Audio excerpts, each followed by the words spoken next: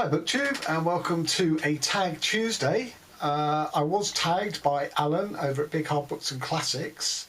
This is the 2 lies and 1 truth tag. Now Alan himself turned it into a tag because he watched a video by Hannah over at Hannah's Books where she did this two lies, 1 truth. And Alan has turned it into a tag. And the concept is basically you spin 3 anecdotes about your life, don't have to be necessarily bookish, associations with them, 2 of which are lies and 1 is truth, and that the viewers will post in the comments which one they think is true, and then I don't know quite how other people are doing, but in a week's time, next Tuesday, I shall return and pin a comment above all comments revealing which of these 3 stories is the true one. And just to say that all 3 of mine are related to breaking the law or breaking the rules, but stress not, we're not talking sort of serious crimes here. So in one of the stories I was arrested when I shouldn't have been, in another I wasn't arrested when I probably should have been, and the third is about breaking school rules, so again not quite at the high end of criminality. So let's start with, which one should we start with? Okay, let's start with when I was 18 in 1982. I just finished my exams at the end of what Americans call high school or senior year or whatever, and we then had to wait for 2 months for our results to decide, whether we got the necessary grades to get into our university. And I was quite confident because I'd got a relatively low offer. So I'd got to the stage, I think, from memory, filling out my first year's module choices. And I'd been sent a book list to read in the holidays. And me and 2 of my school friends, who were all in the same boat, having just done our exams, waiting to see which universities we were going to, one of those friends, his parents had like a holiday house in Brighton, which is on the south coast of England. These days it's known as London by the Sea. It's a lovely, lovely place. Very familiar, very comfortable to us Londoners, even back then in '82. So we drove down. One of those 2 friends having the advantage of being able to drive and owning a car, which is more than can be said for me. And we had a good, I can't remember how many days we stayed there, probably 5. We had a really good time down there. And one of the things we did is we went shopping. And I went around the bookshops of Brighton to try and get some of these books on my reading list. And I don't remember all of them, but Voltaire's Candide was there. Harriet Beecher Stowe's Uncle Tom's Cabin was there. Plato's The Republic was there. I think it was on the list. I certainly bought it at that time. And whatever else was on the list that I bought, I topped up with a copy of James Joyce's Ulysses. And I have to say that The Republic aside, all of those books remained on my shelves unread. For various reasons which are too boring to go into, I didn't go to Sussex University, which is the one I was expecting to. I tried for Cambridge and sort of surprised myself by getting in. So I had to defer the year I'd applied to Sussex and reapply to Cambridge and take their, entrance exam. And as I say, knocked me down with a feather. I got in, and they of course had a very different reading list, although I did end up studying The Republic, so that at least that was one book I'd bought. And it's worth saying that the copy of Ulysses that I bought then at age 18, had sat unread on my bookshelves for 38 years, until this year when, under the encouragement of Alan over at Big Hard Books and Classics, I picked it up. And not that edition, sadly, because it had succumbed to my mould outbreak last year, so it was a new edition. But that's the irony. For 38 years it sat there unopened. Anyway, so we'd had our holiday and we were driving back to London, and we were pulled over by the police. And what the police do as a matter of routine is they take the driver out to quiz him, and then another policeman interrogates the 2 of us in the car. And I think it's so that the stories match, whereas if you're up to no good presumably and you haven't had time to concoct your stories, that's how they catch you out. Anyway, I don't react well to authority, and every question the policeman asked, I gave rather hostile answers to, such as, where are you going? Home. Where have you been? Brighton, on holiday. You know, sort of fairly monosyllabic answers. And what I hadn't sort of figured was they were going to search the car. And even though that we'd actually been stopped because they were looking for a young driver who was driving on a disqualified licence, and our driver apparently looked like him. Why that gave them the right to search the car, I don't know. I mean, maybe legally they do. But anyway, so he came across my bag of books, all these brand spanking new books. And even though they were in the store bag, I hadn't kept the receipt. I don't know what I'd done with it. So I think because of my bad attitude up to that point, he nicked me, pulled me out of the car, and I was driven off in the, you know, down to the local cop shop. Now, my friends didn't bother hanging around to you know, wait for me to come out or whatever. They drove off, and I later found out why. It's because apparently there were a couple of BB guns in the back, which we hadn't even used in our 5-day holiday. And of course they were paranoid that they were going to get done for those. But amazingly, the police didn't even find them.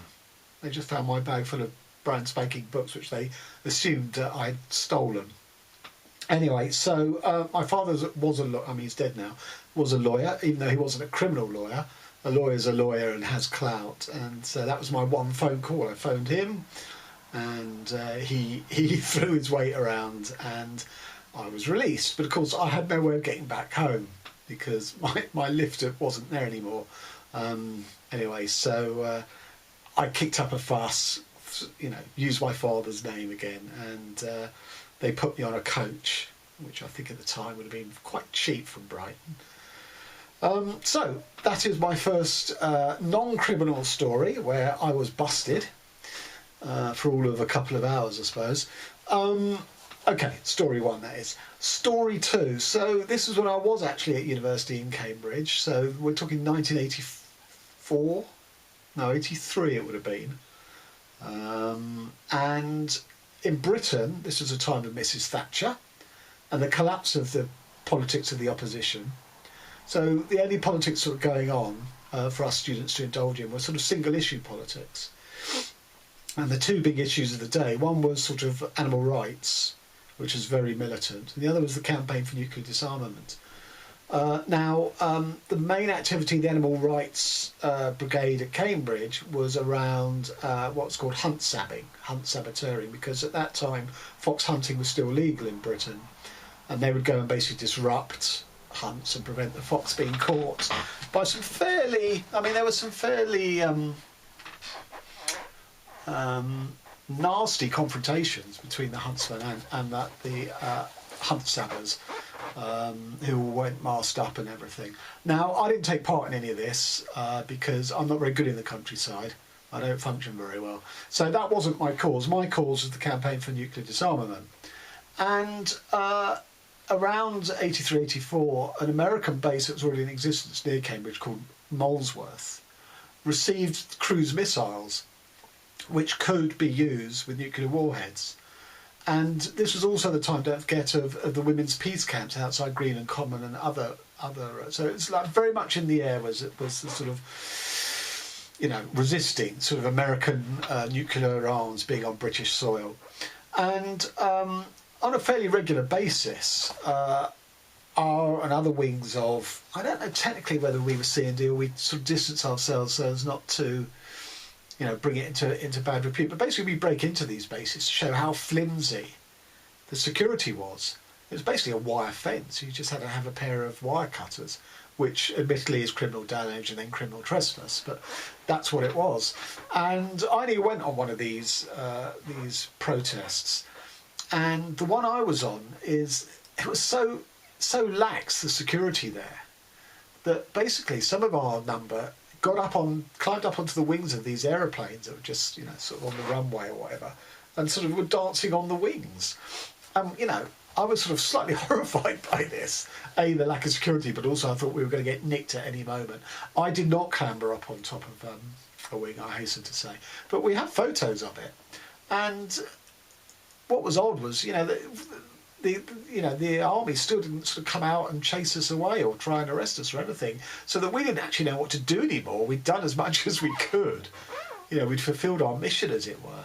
So we all sort of, I say we, those who were on top of the play wings sort of jumped off, and we all mooched back out through the hole in the fence. It's most bizarre. So that was an occasion when I should have been arrested, as I say, for criminal trespass and, criminal damage, I suppose, conspiracy to criminal damage.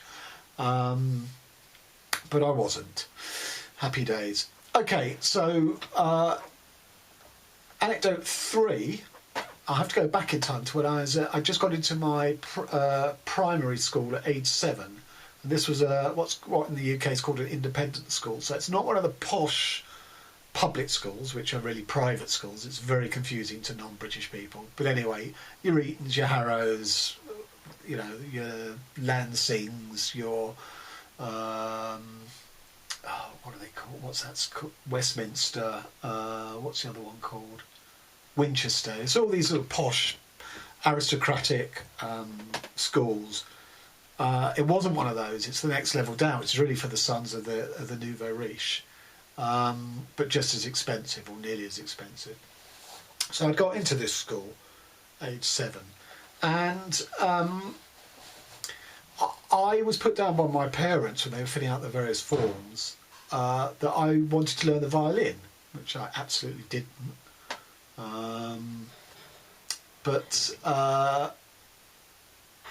They thought it was compulsory to learn a musical instrument. And so for the first 2 years, from age 7 and age 8, I didn't attend a single violin lesson, even though my father was paying for them. All sorts of issues arise out of that. But for me to tell this story, Alan challenged me jokingly when he tagged me, saying, Mark Nash, who never tells a lie. Well, I'm a fiction writer, so I tell lies all the time. And this anecdote I've actually used as material for a section of an 18,000 word short story novella, depends how you define it, I suppose, which is as yet unpublished. So I'm going to read my fictionalisation of this true event. The only difference here from reality is that here I refer to not having to learn the violin, but changing it up to a cello. Now, I will say, before I get into this, that at age 11 we did have to study a musical instrument in music classes, and I chose the cello because unfortunately electric guitar and bass guitar were not on offer, or drums. So I chose the cello, and so some of the references to the cello in here really applied to me at age 11. But the anecdote, the truthful part of the anecdote, is about the violin. Oh, and I would say that this is related from the point of view of the father of the son in this story. Do you remember how we signed you up to play a musical instrument on getting into your prep school? Without consulting you. More fool us, as we fell hook, line and sinker for the clarion to achievement of the school's mission statement. Since we misconstrued the rubric as embodying a compulsory insistence on extracurricular listing in the fine arts, the bona fide cultural accessories of civilization, rather than pop idol and air guitar through a console. Yes, poetic license, because this story is written in the 1990s to 2000s, not in the 1970s when it really happened. So obviously there was no air guitar and pop idol in the late 70s. With her passion for opera, I let your mother pluck which particular box of wind or strung catgut would best match your constitution. Yet you had already resolved from day one never to attend a single lesson. On orientation day, a quick raised arm count, and you calculated that only a smattering of your new peers had been succoured by the school's letter-headed legerdemain, and that you were not disposed to join their ranks of speciousness. When quizzed why we never saw you with Tommy gun case for the purposes of practice at home, you smartly rejoined that you hadn't much taken to the violin, so had swapped over to the cello, even embroidering that the school deemed it too unwieldy to be transported to and from the premises on a weekly basis, which is absolutely true when I was age 11. We took this on trust and vaguely dreamed ahead to attending solo recitals. You sat on a lone chair among the polished wooden floorboards, spotlighted soaring back and forth. And what of the school's attitude? Surely they would pick up on the hiatus in their timetabled regimen. Nonetheless, you'd uncannily trained right in on the institutional inertia. As a new boy, you were afforded time and space to find your feet. You'd turn up when you were ready, when you'd navigated your way over to the music block. When they finally did deign to launch a search party, a prefect approached you in the playground and you misdirected him effortlessly, pointing him vaguely in the direction of that other Malcolm Bridges, fictional name. What a coincidence, 2 Malcolm Bridges at the same exclusive prep school. Who would have thought? Apart from a dim-witted, 11-year-old eager to please, take everything on trust, nincompoop, that is. Head boy material, undoubtedly. Where did you conjure up such an artifice from? You're a natural dissimulator. Did you honestly imagine you could perpetuate the illusion indefinitely? That someone wouldn't have caught up to you in the end? Perhaps it's because you were all too aware of the consequences, that you just shut your eyes to having to face them. I wonder who you feared more, your teachers or your parents, fobbing us off when we inquired what new tunes you had mastered. Is it even possible to render Twinkle Twinkle Little Star on a cello?